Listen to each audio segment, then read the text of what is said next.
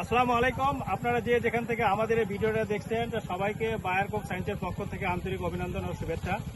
আজকে 20শে এপ্রিল 2026 আমরা আছি চুয়াডাঙ্গা ডিস্ট্রিক্টের জেলার আলমডাঙ্গা উপজেলার মুন্সিগঞ্জের থেকে আপনাদের এখানে একটা পরিদর্শন মাঠের নতুন ভুট্টা বায়ার কোক সায়েন্সের নতুন জাত 9250 একটা জাত আমরা একটা প্রদর্শনী প্লটে আছি। তা আমরা এখানে কথা বলবো আমরা একজন চাষির সাথে, যিনি তার জমিতে আমরা এই বিকাল 9250 চাষ রয়েছে। তো ভাই, আপনার একটু পরিচয় দিয়ে যদি আমাদের এই নতুন জাত বিকাল 9250 সম্বন্ধে একটু বলেন, কি কি জন্য এই ভুট্টাটা আপনার কাছে ভালো লেগেছে কিংবা। আমার নাম আসাদুল হক। এই ভুট্টা চাষ করে এই ভুট্টার আগাগোড়ায় ফল একদম সুস্থ, মানে এর কোনো নেই, মানে আর ভুট্টার কালারও ভালো, সব দিক থেকে ঝড়ও ভাঙবে না, আর গাছ কোনো বাটা নেই, কোনো নেই, মানে সব দিক থেকে রোগ বলাও নেই, যেরকম লাগা সেইভাবে গাছ উঠে গিয়েছে। আপনি এখান থেকে ফলন কেমন আশা করতেছেন? ফলন এখন আশা করছে এখন অন্য দিক থেকে চাইতেও ভালো হবে। বাজারে যেগুলো প্রচলিত জাত আছে তার থেকে এটা এই যে ফলন দানায় খুব জোর, ফলন ভালো হবে, দানাগুলো বড় বড় বড়, কালারও ভালো, রোগ বালাই নেই এখন নেই না। তারপরে ভুট্টাটা যদি একটু বলেন, যেটা আমরা কপ প্লেসমেন্ট বলি, মানে বেশি উঁচাতে না না সাত গিরে পরে, মানে এটা ভুট্টাটা ঝড়ে হলেও কেউ ভাঙবে না। ভাঙছে না, আমার ভুট্টা ভাঙেনি, এত ঝড় গেছে ভাঙে। ধন্যবাদ। আমাদের সাথে আরো যশোরের আমাদের কমার্শিয়াল সিসিএম কমার্শিয়াল আমাদের রাশেদ ভাই আছেন। রাশেদ, আপনি যদি একটু এই আমাদের বিকাল 9250 সম্বন্ধে যদি কিছু বলেন। ধন্যবাদ।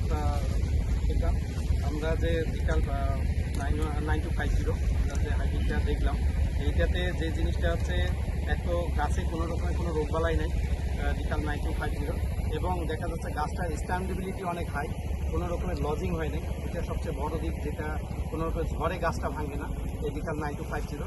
এবং 9250 কপ প্লেসমেন্টটা একদম সম লেভেলে আছে, ইউনিফর্ম কপ প্লেসমেন্ট।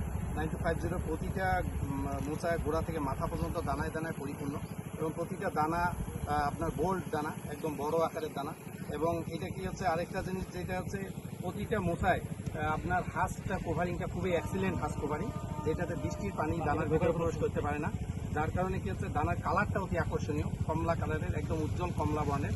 এবং এইটার মাঝের যে শ্যাংটা আছে, এই নতুনাটা যেটা বলি আমরা, এইটা অনেক চিকন, যার কারণে, এবং এইটা পার্পেল কালার, যার কারণে কি হচ্ছে এর ওয়েটটা টোটালি দানার মধ্যে ওয়েট, যার কারণে এইটা আমরা আশা করতেছি বিকাল 9250 এ যাবৎ কালের সবচেয়ে বেশি ফলনশীল হাইব্রিড হবে বিকাল 9250।